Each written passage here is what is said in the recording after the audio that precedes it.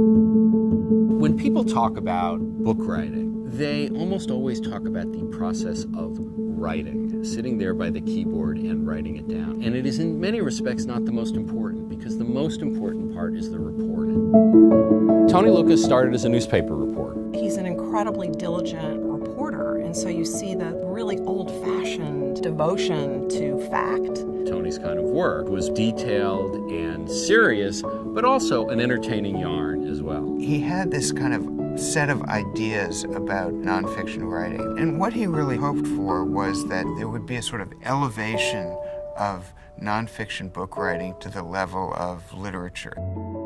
Tony cared so much about the craft, but he really cared also about other people's work in this area. When Tony died, I went to Arthur Gill and said, I want to do something to carry forward what Tony cared so passionately about. Let us congratulate our winners.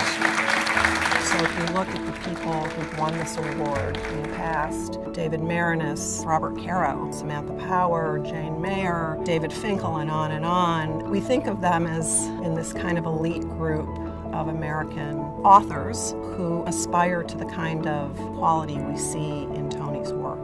Then there is what we call the Mark Linton History Prize, which is named for the late Mark Linton. None of this would be possible without the support of the Linton family. And as we talked about what narrative nonfiction had meant to Tony, there emerged this idea of not just this one book award, but a work in progress award. When I got the award, it really allowed me to delve in more deeply, to take more time. And it also gave me this layer of institutional heft and legitimacy that, especially for a first-time author, it gave me confidence. The prize was so meaningful to me because his kind of work, narrative nonfiction that is both serious and incredibly entertaining, is exactly what I wanted to do when I grew up.